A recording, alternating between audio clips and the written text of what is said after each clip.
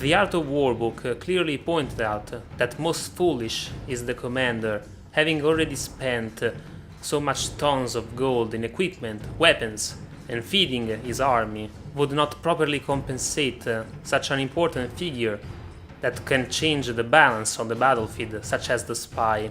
In particular, the most useful type of spy is the one that is roughly translated in Italian as the dead spy. The dead spy is the one that apparently is working for your enemy, but instead you are the one paying it and pulling strings. In fact, is the one that has the job to provide your opponent with false information, so that they will follow misleading clues and infos, and you can take advantage of that in battle. Such as that, the industry nowadays has a big focus on marketing and promoting their products via paid promotions, which basically consists in hiring a famous and loved person in order to promote your products and putting his or her face saying that the product is good and valuable, so that the general public will be convinced that if a famous and important person is using that product, perhaps it shall have a certain value and should be useful for everyday life. Talking about the gaming companies in particular, they will often hire for paid promotions many famous YouTubers that has a large following, paying them in order to make videos to promote the games they are publishing just before the release. They're using this system to reach a larger audience, but also to use a sort of privileged way to reach the attention and the minds of the viewers, because more than the celebrities in TV or movies such as Brad Pitt or many others, Cristiano Ronaldo for example, that famous people, YouTubers has a very special link with their audience. Watching the video of a YouTuber, especially the ones that make many of them during the day, like 2 or 3 a day, are the ones that can create a deeper and more intense link with their viewers. By watching his or her videos, you get to know this person, you know what he likes, and you know which passions or common interests you share with that person. So there's a feeling that goes beyond the fact that the person you're watching is just a famous celebrity. It's more of a friend, a person that can understand what you feel, that has the same interests, that also talk to you via videos, also answering the comments. But also it's more of a friendship than actual admiration for that person. You create a consensual link of trust, and that is exactly what the gaming companies are looking for. By paying a famous YouTuber to promote their job, they are not simply paying a famous person to show that, but they are paying him also to give an impression on his audience through the personality and the job of the YouTuber playing that game and showing that. It channels through this very special relationship that has with this audience, so that they will be much more convinced what he's saying, because again, if a famous person is liking this game, perhaps I might like it too.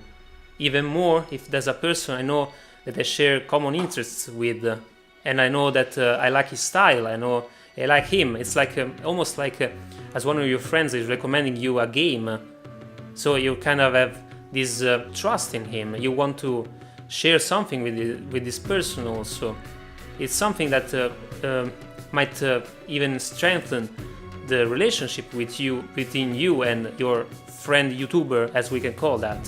So that is very much profitable for the industry in order to spend lots of money in paid promotions. I don't know how many YouTubers actually are sincere while doing these paid promotions, but as long as they genuinely like the game and actually want to promote a game that they sincerely think it's worth of their audience, which is one of the important goals of a YouTube channel, that is also caring for your audience and taking responsibility of what you're showing, knowing that this will have an impact on your audience. A proper YouTuber must care also about that.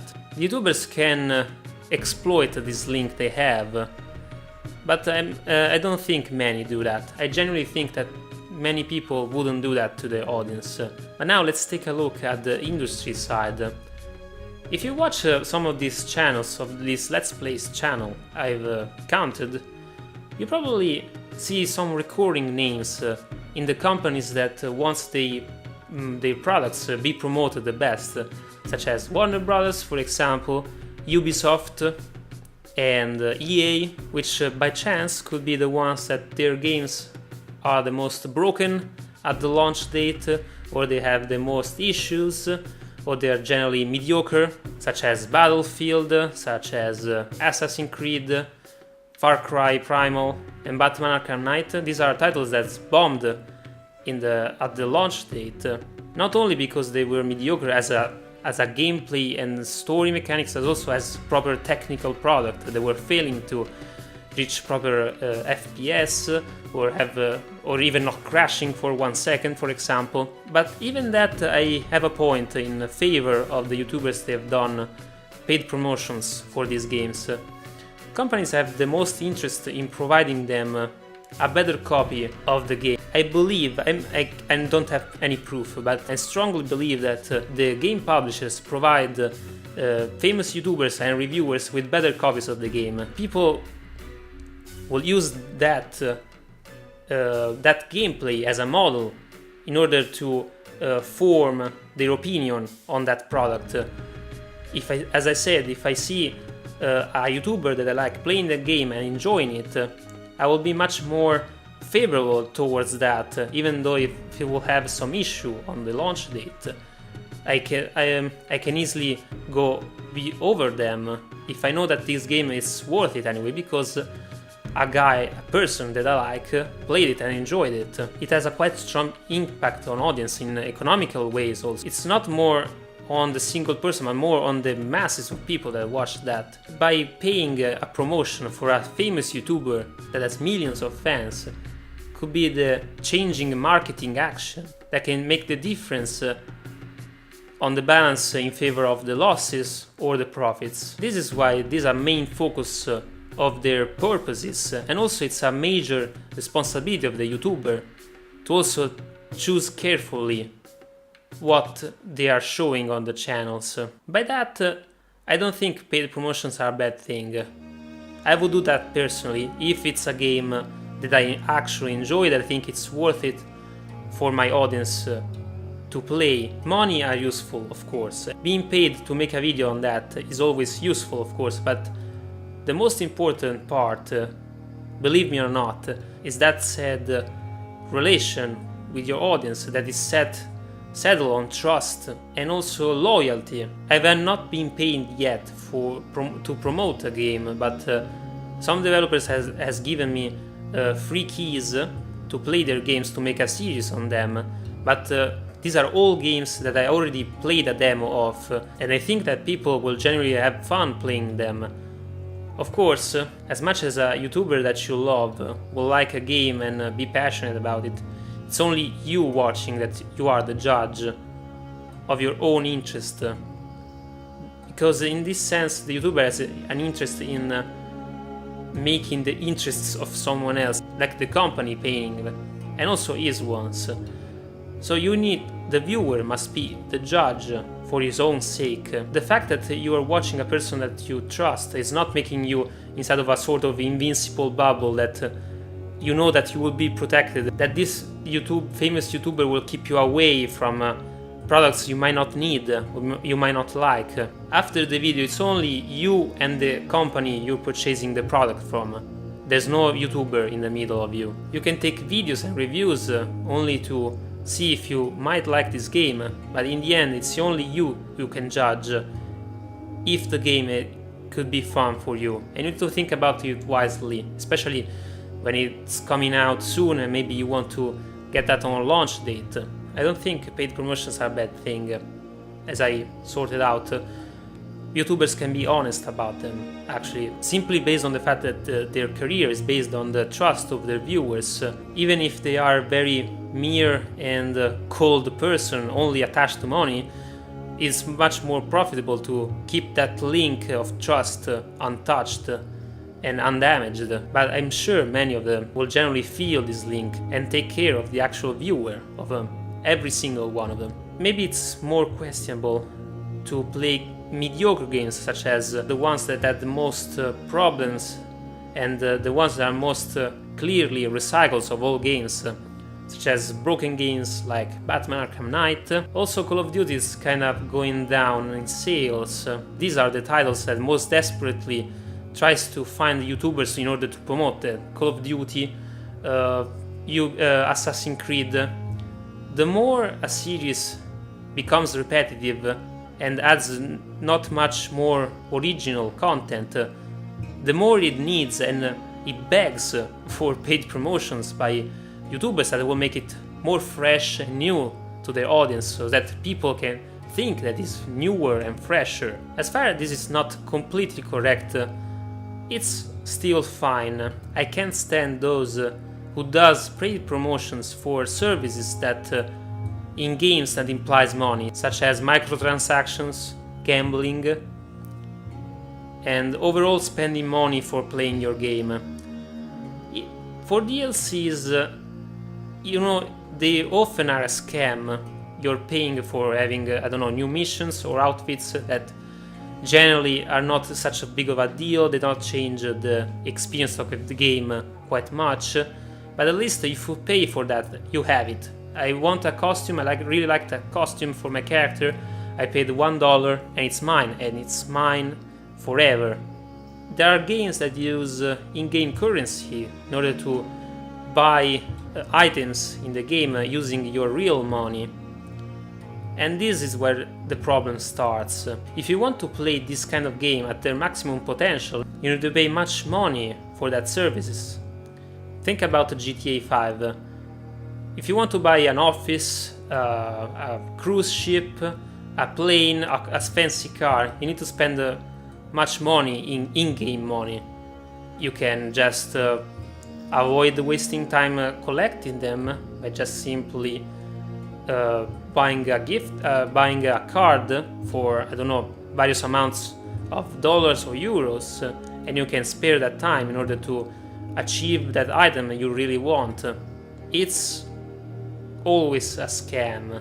They always want to take your money, of course, but also in this case, at least you have something that still stays with you, even though I wouldn't pay for having an in-game item that is not relevant. It doesn't change the overall experience. It's just a fancy product in order to fool you into buying it most of the times, all the times.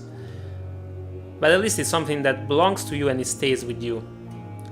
The worst kind of paid promotions you can do are microtransactions in order to actually play the game, such as Clash of Clans, which you need to either wait a unreasonable amount of times, like days or hours, in order to wait for the upgrades and the actual game to continue, or gambling, which is becoming a major issue, especially now with the scandal of the CSGO gambling, in which famous YouTubers are not only paid to spread and promote gambling among underage, which is illegal. They are not simply paid, they actually own the firm that is providing these gambling services.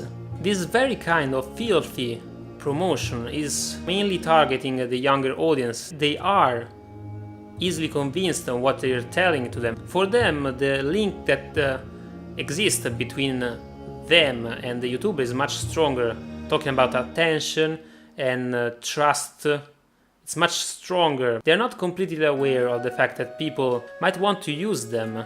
They're still not able to properly think for themselves. Legally speaking, in fact, in most countries, the contracts made by underage people are considered null, if not in their favor.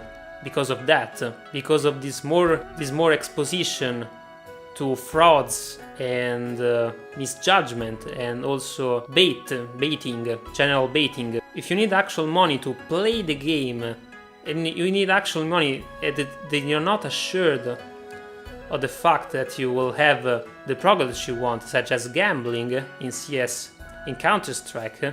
For example, you're not sure that you will be acquiring that specific item you want. These are the ones that not only want your money, they want a continuous stream and flux of money from you, which often ends up with terrible money loss and overall debts, or it can go even worse. Gambling is one of the cancers of society. To sum it up, paid promotions are fine until you do them because you're honest. Disclaim as clearly and openly as possible with your audience, and make clear the fact that you are paid for doing this video they are watching, so in this sense you are aware in them, and not accepting those who does that for cash sucking games and gambling sites. So my advice for you young warriors is to be most aware of the traps and baits that lies in the battlefield, and also on the fact that your allies or those you believe are friends not always share your same interests. Be aware of the fact that you're fighting for your own battle and nobody else shares that one. Be careful on your trust you put on a person, especially when it's on the other side of the screen. With this knowledge in mind, you'll be able to read better the metaphorical battlefield in the gaming industry, buying and selling, warfare. This was the first series of the Art of YouTube War videos. Hope you enjoy, and I wish you, young warriors, the very best on your campaigns. May the path you choose lead you to victory. I salute you, warrior of YouTube.